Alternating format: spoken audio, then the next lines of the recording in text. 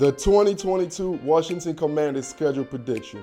Week number 1, hosting the Jacksonville Jags. This game kind of eerily reminded me of last year when they hosted Justin Herbert, a second-year quarterback, a stud quarterback. I see Trevor Lawrence now led by Doug Peterson. Doug Peterson and the Jacksonville Jaguars, Trevor Lawrence, will come into Washington, D.C. just like Justin Herbert and the Los Angeles Chargers did last year and walk away with a victory. So I see the Washington Commanders losing the first game of the season in back-to-back season, losing to a young quarterback in Trevor Lawrence and Doug Peterson and the Jacksonville Jaguars.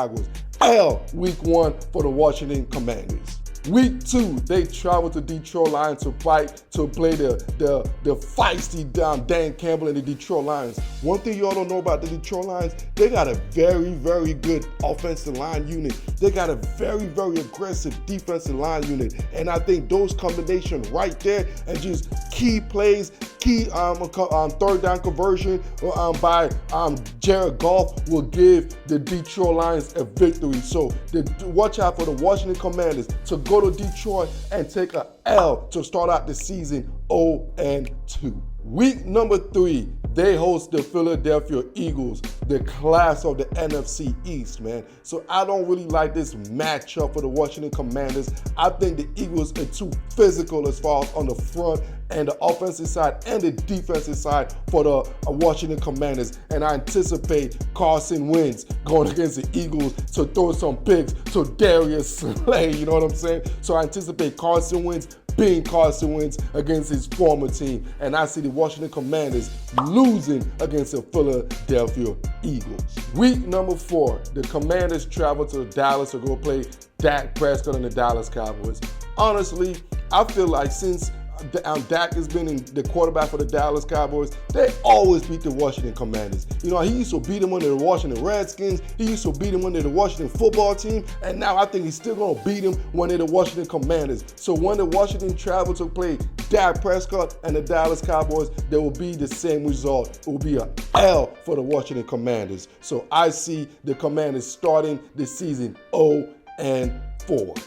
Week number 5, desperation times call for desperate measures. In a situation like this, I think the Tennessee Titans are the perfect opponents for a team like the Washington Commanders, because the Titans are not a very explosive team. They don't have explosive players in a sense. They're built just like the Washington Commanders. So the Commanders will get their first win of the season, beating the Tennessee Titans in the close. It could be a field goal make here or field goal miss here to be the deciding factor. But either way, the Washington Commanders will get their first W of the season against the Tennessee Titans. Week number 6, they travel to the Chicago Bears, man. And I anticipate Ron Rivera and company. This is a setup game for the Chicago Bears, and this is a great game for the Washington Commanders. So they want to get a back-to-back victories after they just upset the Tennessee Titans. I see them taking that momentum and beating the Chicago Bears led by Justin Fields, man. So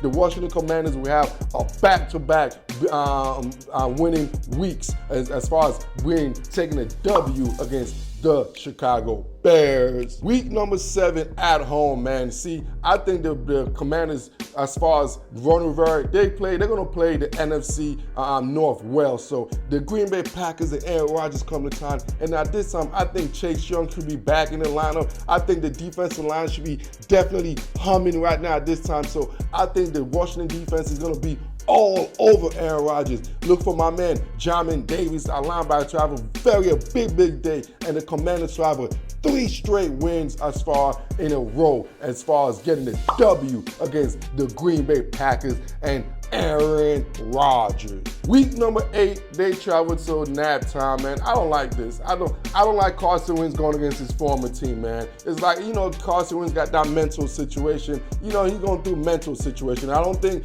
going back to where the crime is done. So I think Darius Leonard, I think highly of the Indianapolis organization. I think highly of the defense, and I think highly, I think they're going to defeat the Washington Commanders.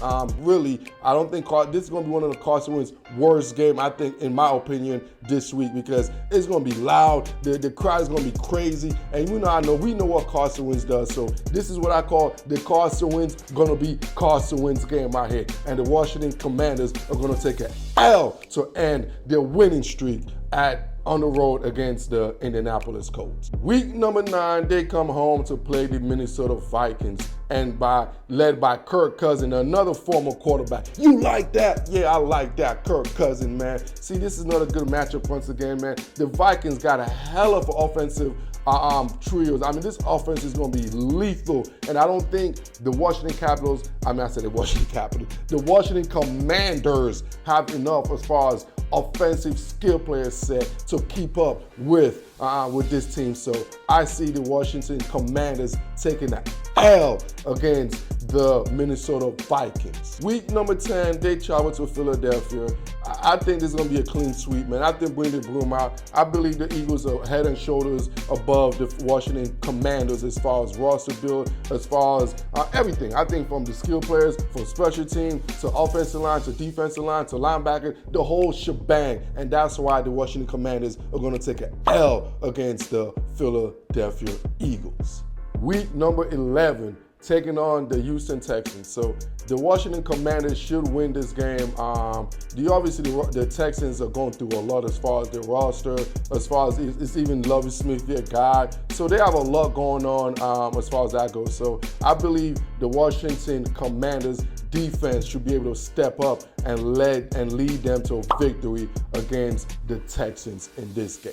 Week number 12, playing the Atlanta Falcons.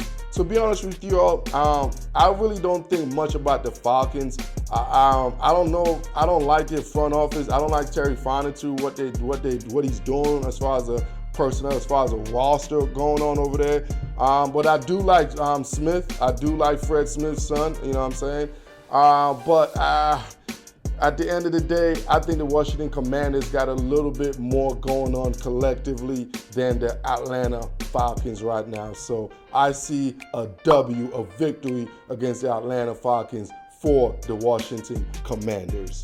Week number 13, travel to New York Giants to take on Daniel Jones and the New York Football Giants. So this is what I call the coin toss game, to be honest. Because these two teams right here, they're identical. So roster-wise, they're in a both situation. They really don't have a quarterback. They're trying to figure things out. They're rebuilding in certain positions. So I basically took a coin out and I flipped it, and it came down to an L for the Washington Commanders. So I think the Commanders are going to lose this game, what I call the coin toss game, in a back-to-back, in a weird schedule game. It's a back-to-backer right here, man. So going into the bye, week number 14, coming out the bye.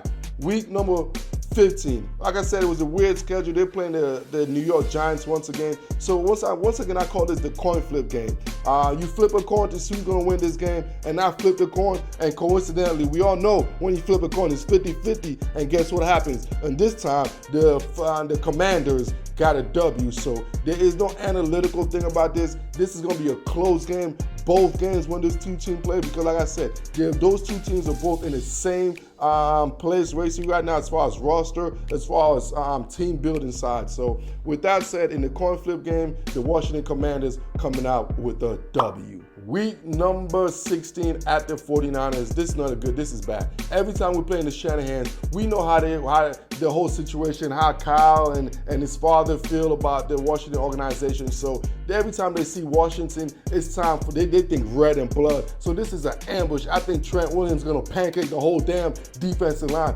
Trace Young better don't even come close to Trent Williams in this situation right here, man. So I anticipate the 49ers to what we call giving a good old school ass whooping to the Washington Commanders. L against the 49ers. Week 17, hosted the Cleveland Browns. Deshaun Watson will be playing the Cleveland Browns. Myles Garrett. The Cleveland Browns are just a better team than the Washington Commanders. I don't need to overanalyze this situation, so we're just going to make it easy on y'all. It's going to be an L for the Washington Commanders against the Cleveland Browns. Week 18 against the Dallas Cowboys. Honestly, Ron Rivera, this is the type of game Ron Rivera wins right here, man. So the Commanders gonna beat the Dallas Cowboys to end the season 7-10. And it's a typical Ron Rivera season, to be honest with y'all. Ron Rivera is an average coach. He averages, 8 wins in his career? Take away those that won Super Bowl team. Ron Rivera is an average coach. Ron Rivera only has 3 winning seasons in his 11th year coaching in NFL. So once again,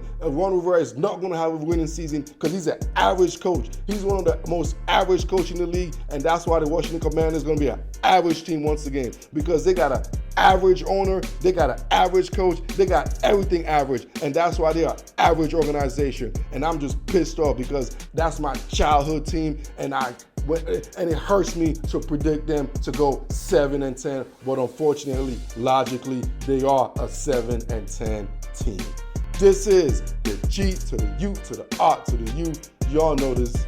Like this, love this, share this, and I am out.